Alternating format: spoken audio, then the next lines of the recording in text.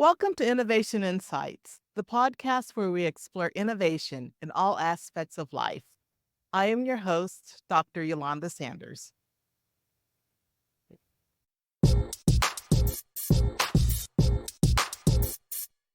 Today, we're delighted to welcome an extraordinary guest to our show, Dr. Amy Prieto, a trailblazer in battery technology and a visionary driving sustainability and innovation in the energy sector.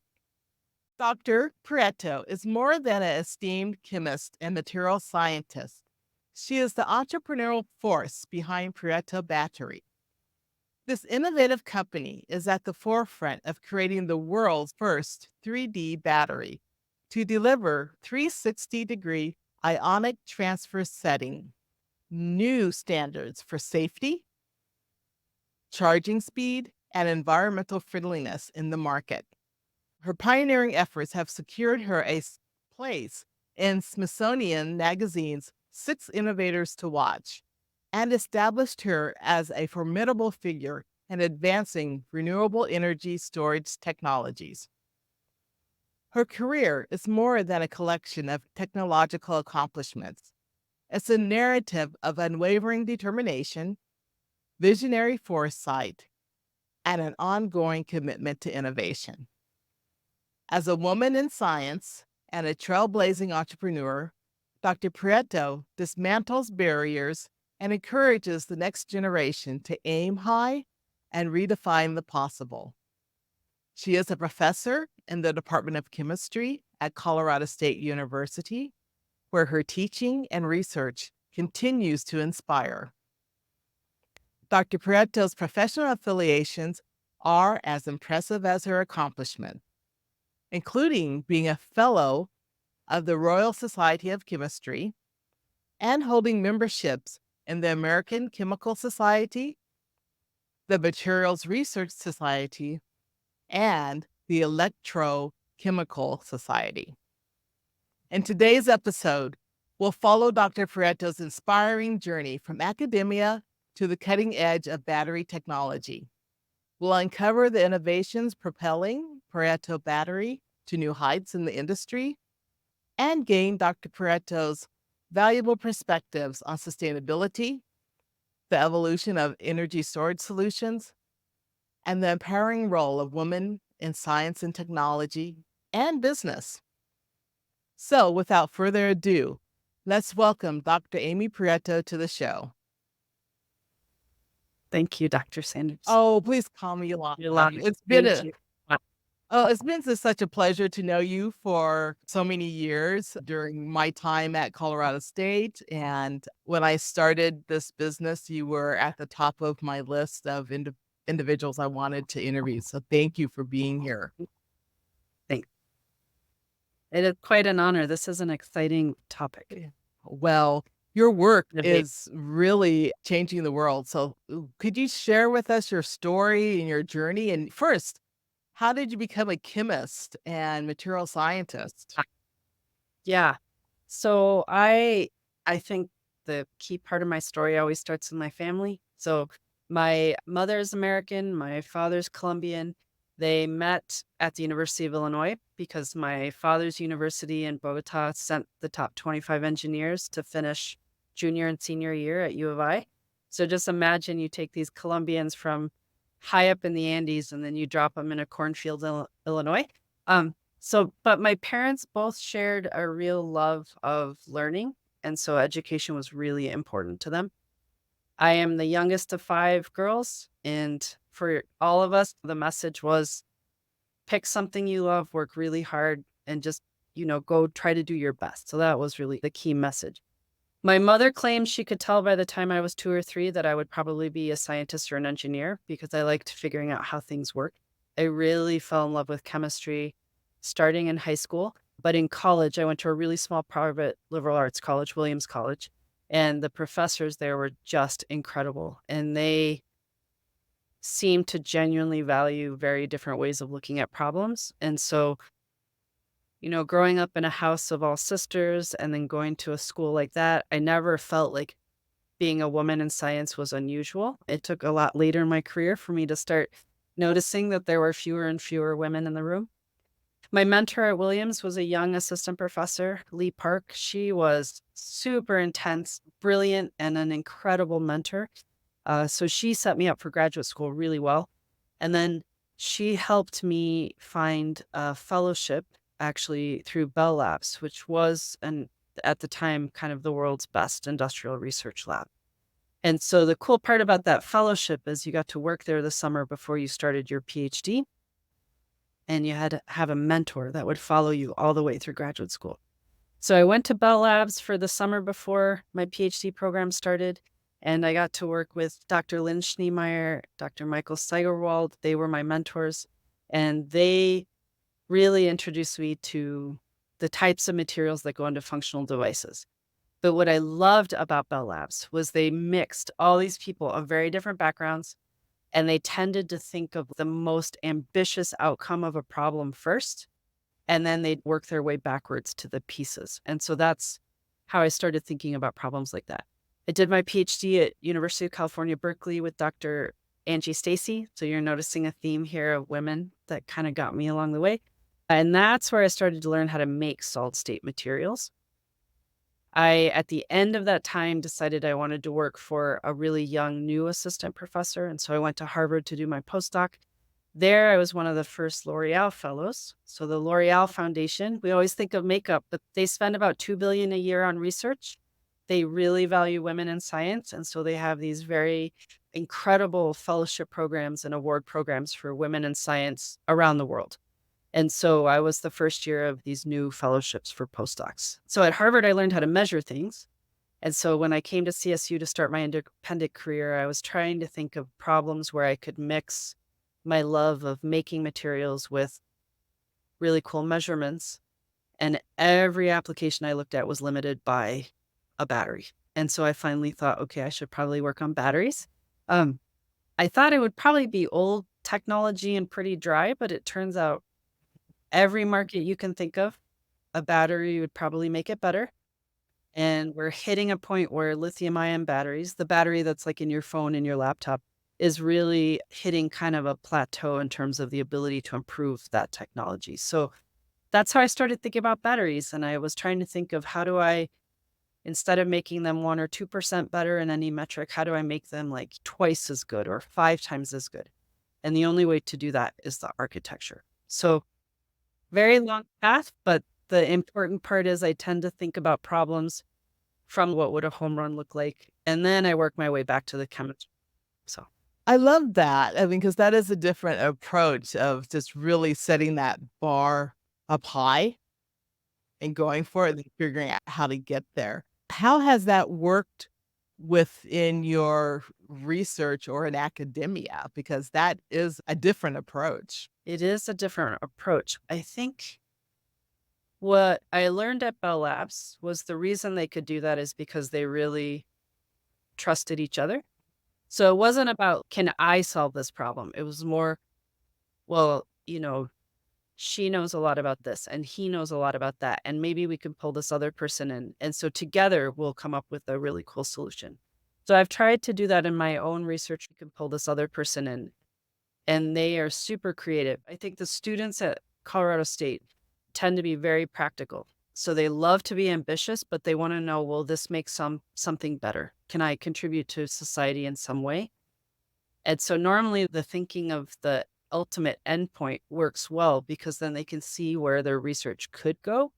Um, so the combination here of really great work ethic and creativity works well for these kinds of problems. So I've been really lucky that way. Hmm. And I love that you include students in your work and in your labs too. It's critical. That is absolutely critical for what I do in terms of chemistry, material science. The kinds of problems you work on can only be enabled by students. Learning how to be a chemist is very hands-on. There's a lot of mentoring that happens there. It's sort of like teaching somebody how to cook. The only way they can learn is by doing it. And so you have to really enjoy the process of watching somebody learn, get more confidence. By the end of their PhDs, they know more about their projects than I do. And they're the ones telling me, this is where we need to go next. This is what we need to do. So going back to these problems, there are components of the battery that we work on that I have no expertise in. And I just said, we need to find a way to do X. And then my students are the ones who figure out how to do that. So I'm hearing trust, having students involved, and then interdisciplinary too. It sounds like you've worked your whole career with interdisciplinary teams. And would you share a little bit more? Yeah, I wonder if that comes back to from a very early age, I recognized that what made my parents unusual is they each spoke each other's language fluently. So, you know how it's like really hard to be funny in another language that's not your native language? I think if you understand the other language, you get more of that person's personality. So, in science, it is very similar. If you take the time to learn just enough of somebody else's technical language, you can explain to them why a problem's interesting. So, if I'm talking to a physicist, I need to understand enough of what the most interesting problems in physics are so that I can convince them it's worth their intellectual time to think about a problem we could work on together. That makes it slower for sure. It's like learning a foreign language. You always make a lot of mistakes, but it's the only way to work in teams Mhm, that can problems. mhm. Well, that makes sense, and I love that analogy with language. And sometimes, we compartmentalize what the sciences and the humanities, and think that there's not a lot of threads that are the same, but by making that comparison, that makes sense. You mentioned it slows it down, the process. How do you deal with that? Because sometimes you wanna get things done, but you need. Yeah. Yeah, that's a great question, Yolanda. I think I should tell you when I was in college, I was also a philosophy major, Oh my and gosh. my concentration was on morality and law. And I think a lot about how certain actions have an impact on other people. And one of the things I think a lot about in science is sometimes we try to go too fast. So, for example, lithium ion batteries, we scaled them really fast. Company like Samsung or Apple will a launch of phones is something like 100 million. And many of those batteries end up in a landfill because we didn't slow down enough at the beginning to actually think about the recycling. So sometimes slowing down at the beginning gets you a much better, more well-rounded solution at the end. Going fast just to go fast, sometimes you end up in places you don't want to be and you didn't see coming. So I think it pays off if you're a little bit more patient at the beginning. Mhm. I agree. That is really interesting, and then also the fact that you have a philosophy degree. I did not know that. Yeah, Dang. yeah, I really loved it. I was thinking about at the end of college, I was trying to decide if I would go to graduate school for philosophy or for chemistry, and my other choice was, I was thinking about becoming a professional musician. And the problem is both philosophy and music are pretty lonely. I mean, you spend a lot of time alone, and I'm pretty social. I like to work in teams. And so chemistry is better suited for that because you work in a lab with a lot of other people and bounce ideas off each other. And so in terms of temperament, I thought the science part would suit me Yeah, wow. better. That's so interesting. And so as we talk about interdisciplinary, you are really interdisciplinary yourself, and many people.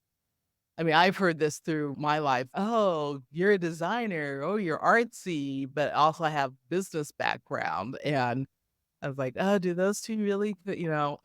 So you're just a great example of someone with these Thanks. areas.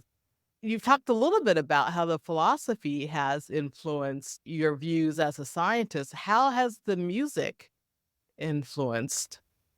Oh, I mean, music and math are completely complementary. So I think it activated a part of my brain that likes patterns. And so I see patterns in science in a similar way. But music is just so emotional. When you listen to something that just can make you so excited or high energy or really sad. I mean, I think it stretches the way you can feel about things. And so I think that is actually helpful in science too. Scientists, I think we like to think we're completely rational all the time, but we're just humans. And so, um, music is still, I don't play anymore, but it's still my listening to music is the way I can, um, kind of heal things and reset things. That's great. That's great. I love it. So thanks for sharing that. To dive into the battery, tell us a little bit more about the battery, the technology. How is it different from traditional batteries that we use? So the battery that you have in your cell phone, laptop, tablet is all one particular architecture. And you could think of it like layers of paper, and then you're going to paint on each piece of paper and then either stack those layers or you roll them. So that's a two-dimensional architecture. And the problem is that if you want to store a lot of energy, you have to make each of those layers really thick. And that means you can't charge or discharge the battery very fast. If you want a high power battery, say for something like a power tool, then you need to make all those layers really thin, but then it's not a very efficient way to pack a lot of material. And so there's no way to decouple those two things from each other in a regular architecture. When I started as an assistant professor, I was reading a lot about 3D batteries. And so that's a very different kind of architecture. Think about it like the difference between living in a high rise apartment building versus a walkout ranch. In a high rise, you can put a lot more people if you just go up, but they're all on pretty small floors and they're pretty close to an elevator. So you can still get in and out pretty fast. Mhm. So for a 3D battery, it's the same idea. Instead of these layers, we're going to make it out of something that looks like a sponge and then fill all those holes with all the important materials. And it means that you can pack a lot of stuff in a particular volume. So it means you can get the best of both worlds. You can store a lot of energy and you can make the battery really fast. That's important for a couple of reasons. I think when I started in this field, there were people that had theorized 3D batteries and they had amazing cartoons of what they could look like, but nobody had ever actually made one that worked. And I think it's because getting all these different components to work together and to be integrated, you can't make them separately and then slam them together. They have to actually grow off of each other. And so thinking about a simple way to do that is challenging. Thinking about the philosophy side, I was thinking about if I actually make the first 3D battery, if we're going to actually scale it to make it useful, I can't use anything really expensive. I can't use anything really slow. So I tried to pick approaches and science that was really scalable, super simple. I picked electroplating, which is actually what you use to coat jewelry. It's what you use to make integrated circuits for our devices. It's also used to coat car parts. So I knew it was scalable and I knew it was low cost. Um, it had never been used for battery materials in this way, but the technique lends itself really well. And then underneath all that, I wanted to make sure the batteries were really safe. And I was thinking about, if this is ever wildly successful and we build a huge manufacturing facility, I don't want any toxic chemicals. I want it to be made out of water, something that can be recycled. We can recycle the water baths. We could reuse materials. Um, so I gave my students all these lists at the very beginning. These are all the pieces of equipment we are not allowed to use. Can't use anything toxic if possible. Sometimes you just can't help it. There's no other chemical that's good enough. But they completely bought into this approach. They thought it made perfect sense. And when they were thinking about the problems in that way, they came up with really amazing solutions. So, for example, the first piece of our battery is called the anode. There were no examples of the kinds of materials we wanted to make being made out of water. And my very first PhD student figured out how to do that using citric acid, which is in orange juice. So, like, drink a lot of it. It's super safe. The chemistry reasons why it works make perfect sense now. But that was our very first paper, which is important for professors to publish papers, but also our first patent. And that led to the foundation of what we build today. Near the end, I guess, of my third year as an assistant professor, I wanted to buy a particular piece of equipment. And it's like too expensive for a regular grant and not expensive enough for an instrument grant. And you know how important like your equipment is Mm. in your field. But there was this opportunity to start a company. And there was an investor who was one of the first people to drive a Tesla in Colorado. And she was thinking a lot about batteries, but she also cares about improving your local community. She also cares about the environment. And so this all matched really well. And I thought, okay, if I start this company, then I can get good equipment, but also um, we can try to accelerate the development of some of these ideas. And Mhm. CSU was just incredibly supportive. And I helped me in a lot of ways, both in terms of maintaining a patent portfolio, but also good space to build a company and build a tool. So the 3D battery we have today does work. We've scaled it to big sizes. We can now power table saws, power drills. They are they're very safe. You can fully charge them, drive a nail through them, and they don't catch on fire.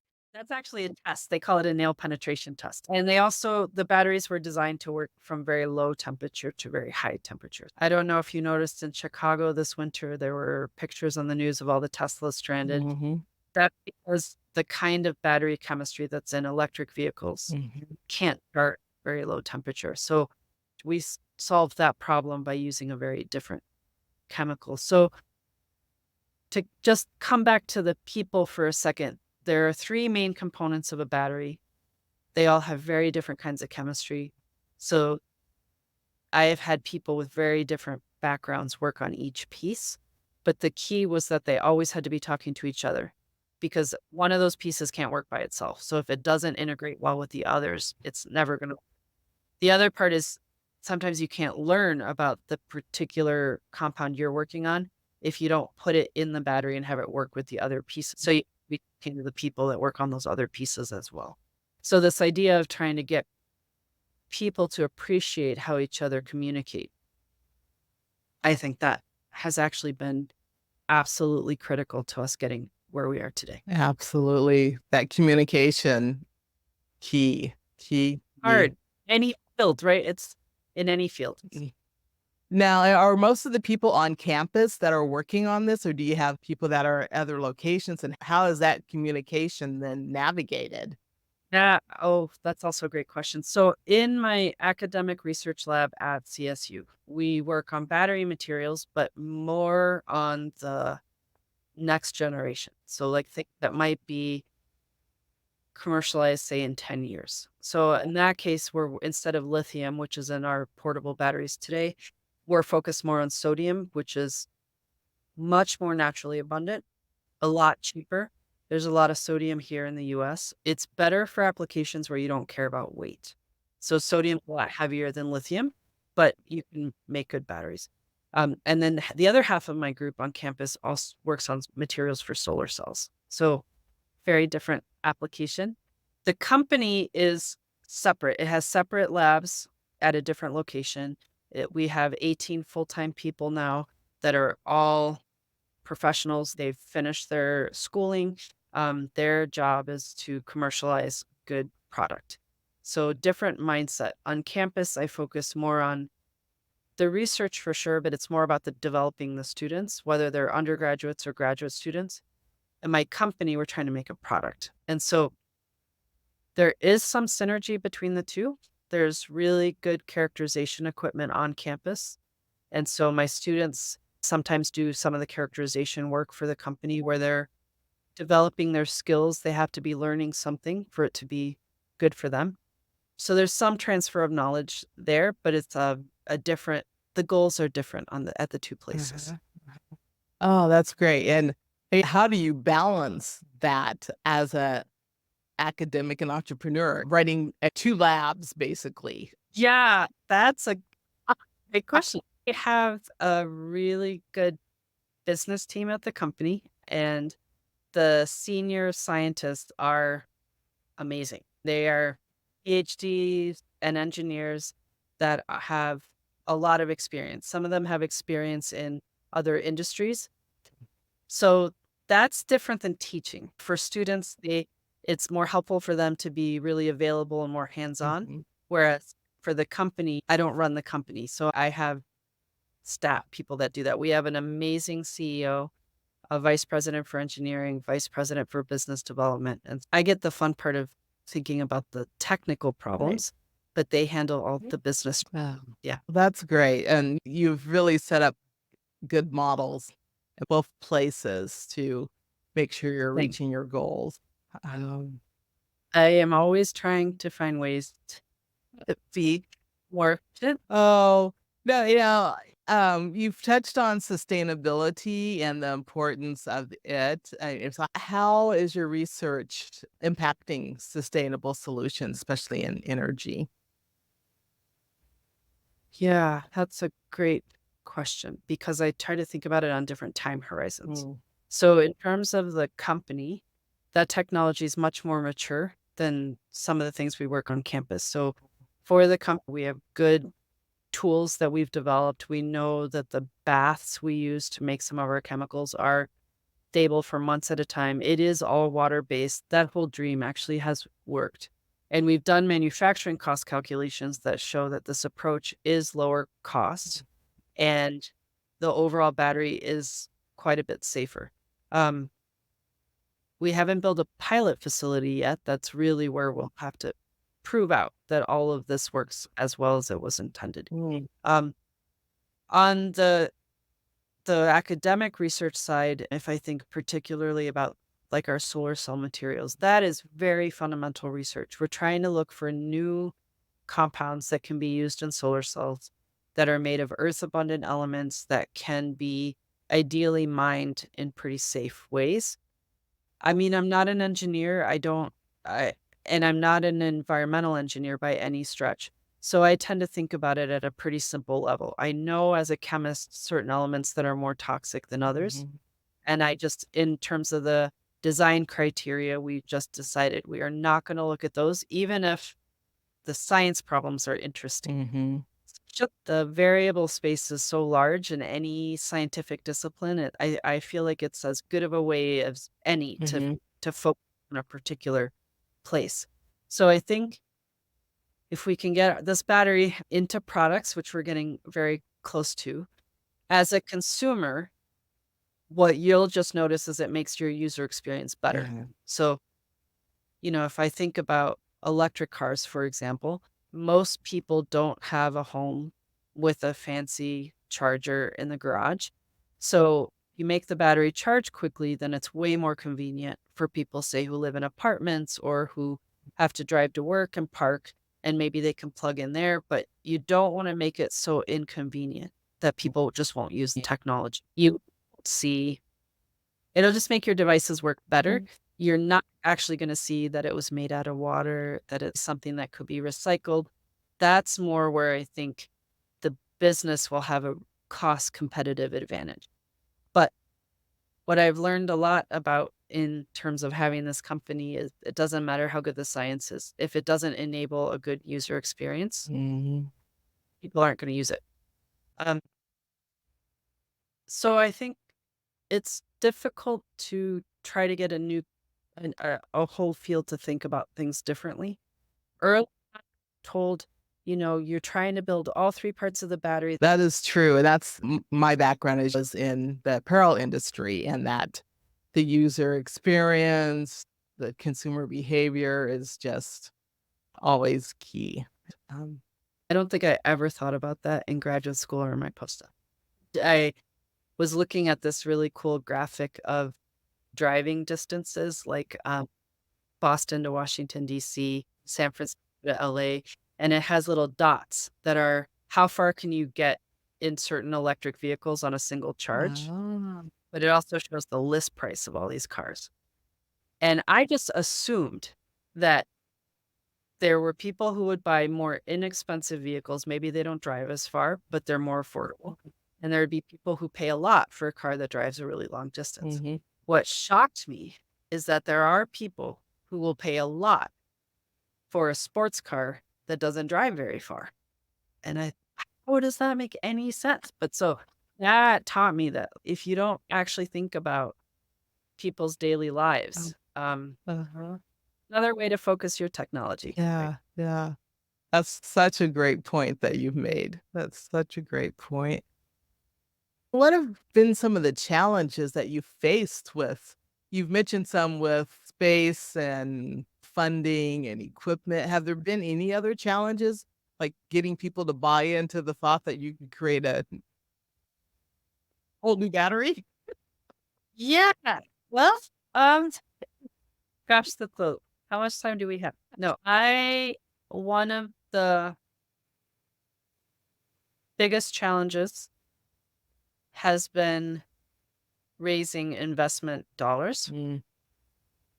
because I think in the VC community, there is a perception that amazing technology only comes out of the coasts. Oh. And so the term flyover country really I went to Berkeley and Harvard, which are great in places where there are a lot of investors.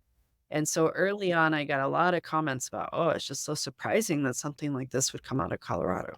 And I thought, they're really smart people here. I um that is that was eye-opening for me. Very early on, I got comments that were along the lines of, "You just seem so young," Mm. I think was a euphemism for, "I don't see many women in this field. I don't look young anymore." That has gone away, but I will say for there to be a perception that there are very few women in the field, all my mentors have been women, and there are a lot of amazing women in the battery field. I did get some pushback within my field Mhm. from people who had tried to make 3D batteries and were not successful. And what I have tried to do a good job of is giving a lot of credit for the initial ideas. Mhm. So those initial attempts, I learned a lot from where they failed, and that helped me refine my approach. And so what I hope I'm doing for our community as a whole is showing like the progression of how ideas build off each. Um, so I think it's difficult to try to get a whole field to think about Mm. things differently. Early on, I was told, you're trying to build all 3 parts of the battery, that's too complicated. Most companies that are successful only focus on Oh. one, but that's why the improvements are so Mm. incremental because they're not trying to come at it from a very different Mhm. way. And also told early on, um, it is too much to think about long-term manufacturing while you're trying to invent the science. You should just invent the science first, and then you figure out the manufacturing later. But what we are seeing in the battery industry today is a lot of the really big, high-profile startup companies have spent a lot of time inventing, and now they're stuck at the manufacturing Y because they didn't think about it from the beginning. yeah. So, and the last piece of it early on, I was told, all this, like, trying to be sustainable is such a distraction. You can't make a good device while also, like, caring about the environment. And now we have problems with things like I don't know if you remember the big Samsung recall. You got on an airplane, they told you if you have one of these, you can't use it. Um, Turned out there wasn't a problem with the battery. It was the way the battery was being put in the device, but it led to shorts, which led to fires. Yeah. And it seemed like 100 million of those unused batteries went into a landfill. So that's an expensive mistake. The other side of it is with the Russian war in the Ukraine, um, that is highlighted acutely that the US does not have its own supply chain for batteries. So Russia owns most of the nickel mines, and a lot of our best lithium ion batteries have nickel in them. And it's difficult to get a whole industry to change abruptly overnight. So switching to materials that don't have nickel in them, that takes time. And so the being able to source things like water anywhere, essentially. Colorado's maybe not the best example of that, but you know what I mean? Oh, yeah. It's available. Oh, yeah. There's a really smart business case for why being able to locally source your materials could make for a more resilient supply chain. Absolutely. And so all these pieces are coming together. It's just taken me a long time Yeah. to get working Yeah. correctly. Well, I mean, I honestly think you've done well in a very quick time as being because on top of all of this, you have gone through the tenure and promotion process as an academic. And I can imagine that you might have received some advice to just get tenure, don't start a business. Just I might be, overstepping there, but I think at a another school, that might have been a problem. Um, Here, I was really lucky in that some of my mentors in this department advocated for me and saying, "This is, another way of showing research productivity." So, they were very positive about all my patents.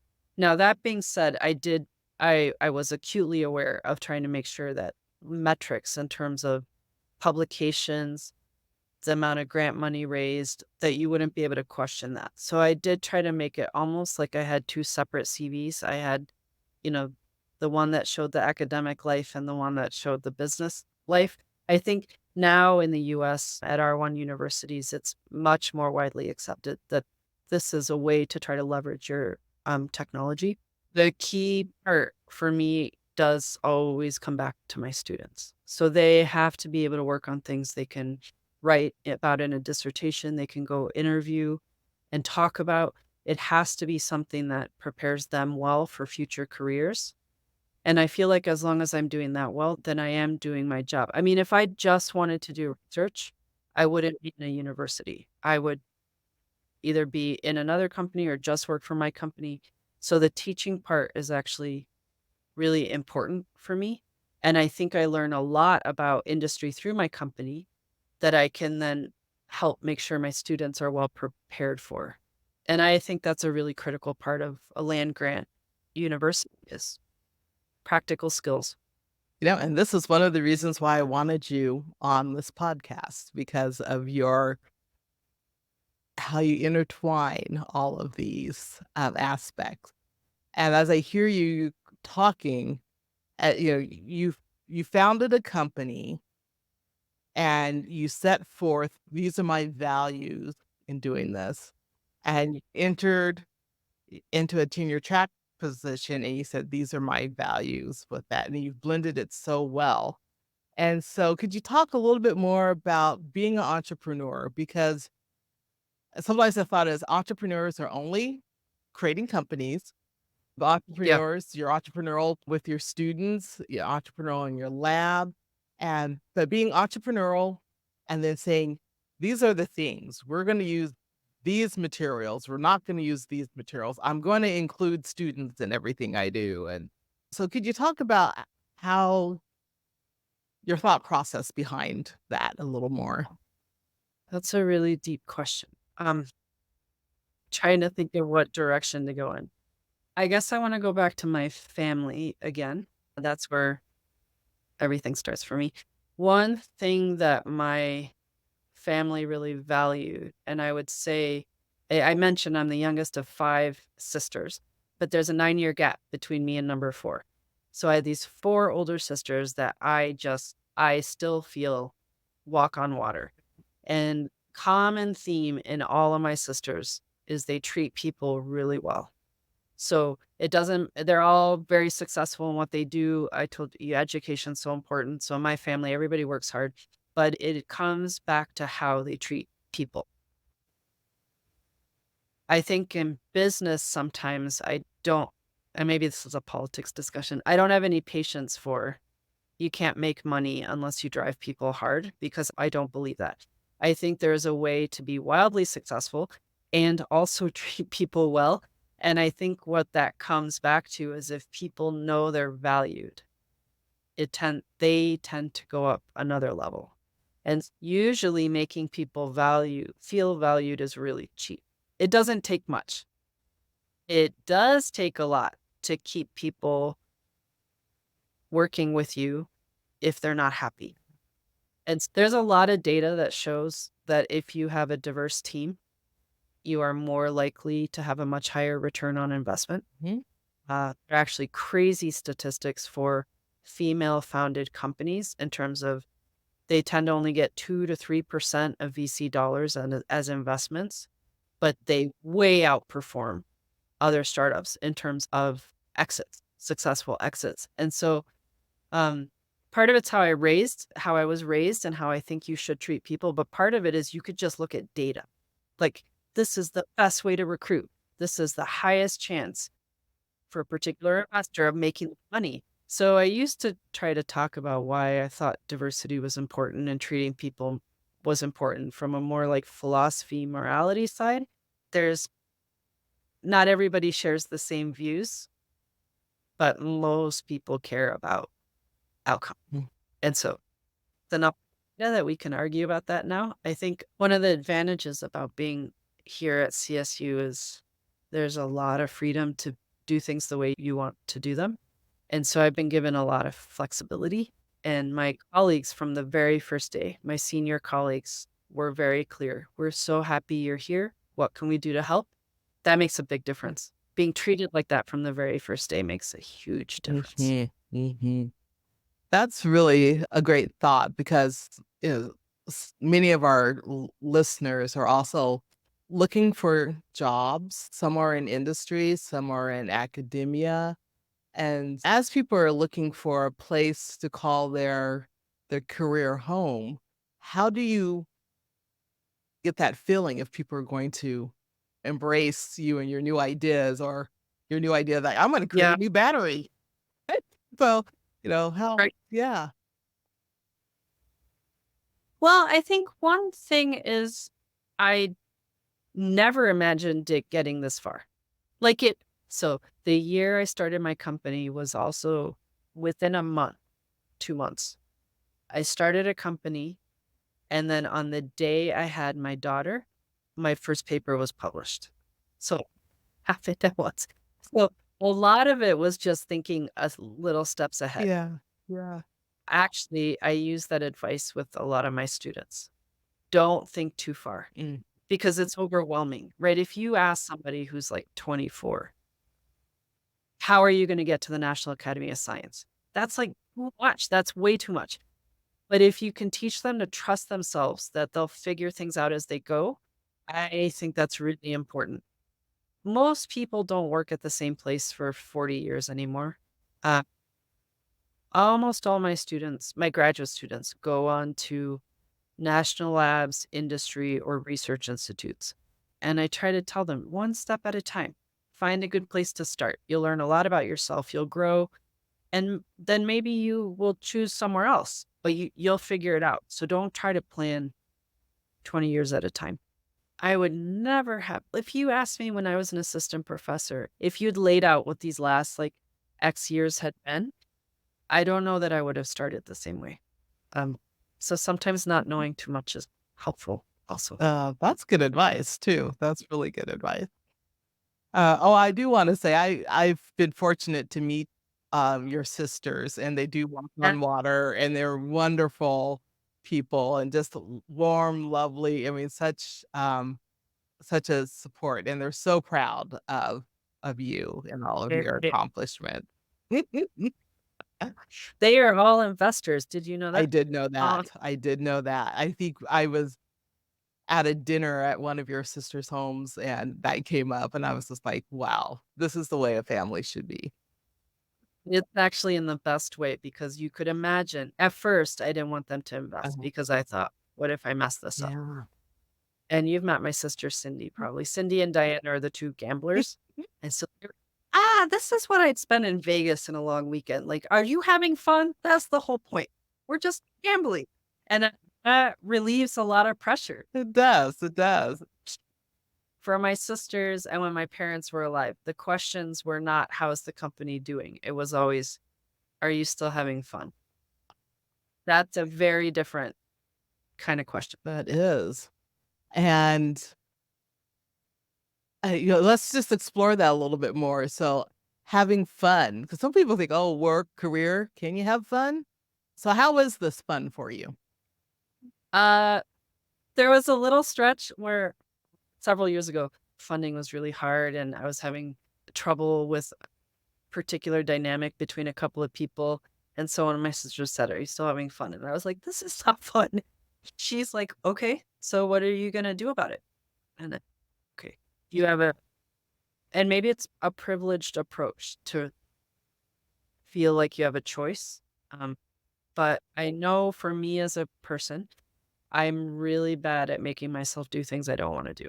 So I have to convince myself I don't mind working hard, but I have to believe in the goal. Otherwise, I'm not very disciplined that way. So the fun part for me is I get to balance the best of watching my students on campus grow and learn. And sometimes that's slow. And sometimes there are accidents. Like we had a fire in my lab yesterday. Everybody's okay, but it was like, ah, that sucks. Um, the but the company I get to go fast. And so the company, there are times where we just have to make a lot of a particular thing and it's repetitive. And there are people who take great pride in doing that well. Um, so I get to balance those 2 things, and to be quite honest, I don't have a boss. So I get to decide how each day Yeah, goes. yeah, yeah. It's quite a Yeah. luxury, actually.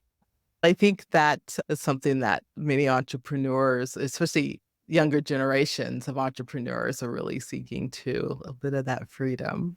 Yeah. Yeah.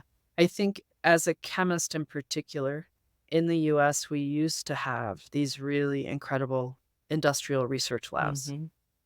So I mentioned Bell Labs, for example. My dream in grad school is if I work hard enough, I'll get to go back to Bell Labs. Uh, But AT&T and Lucent Technologies split. Bell Labs was one of the assets, that went with Lucent. mhm. And then, the problem we have is shareholders expect Oh, returns yeah. in a certain frame, Like, and that not mesh well with research. And so industrial research labs have really cut back on funding for exploratory research. mhm. And I think the thought was that national labs would pick that up, but it is very expensive to be a scientist at a national lab. And so where it's really coming down to are startup companies where you do get to be agile and you get to be really ambitious, but you have to show progress Mhm, quickly. mhm. Academic side, I mentioned that training a graduate student is really hands-on mentoring. We fund that through taxpayer dollars. We apply for National Science Foundation grants or Department of Energy grants. And the problem is that the funding at the federal level is not keeping up with cost of living. So graduate student stipends aren't changing much, but you remember Fort Collins, it's quite expensive to live here. Yeah. So it's a challenge. In my company, I get to make sure people get paid well, Mhm, asking them to work really hard. mhm. And an amazing CEO who shares those values. He thinks, really bright, creative people. You give them the resources they need. You you recognize them, you pay them well. We are expecting them to work hard. Mhm, And so that is trade-off. But mhm. I think in this country, thinking about innovation on the technology side, we are hitting a point where we are not as competitive versus other countries as we used to be. Mhm. And that is actually something I worry about in terms of training people. Yeah, I do too. I do too. That's such a good point. That's something for everyone to think about and be concerned about. And as we think about innovation, the last question I have for you is, how do you define innovation? I do not have a good answer for that because to me, the word innovation seems so lofty. And I think one of the trickiest parts in science is you learn all these skills and you can solve problems, but it's like, how do you choose what problems you want to work on? And I think sometimes people, scientists and engineers, think about it in very practical ways. Well, there's this need, or there's this market, or there's this question we haven't answered. But I think that is actually underselling personalities. Right. And so it's just like if you took 3 different people and asked them to make a piece of art, you give them the exact same media, Mhm.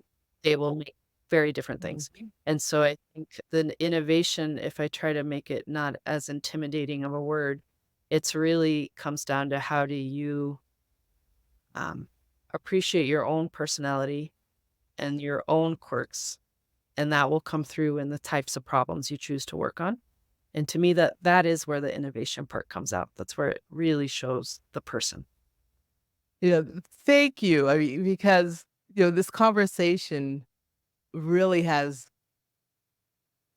had a lot of the person, the people threaded Yeah. through it. And I think many individuals would think, oh, she's talking to a chemist.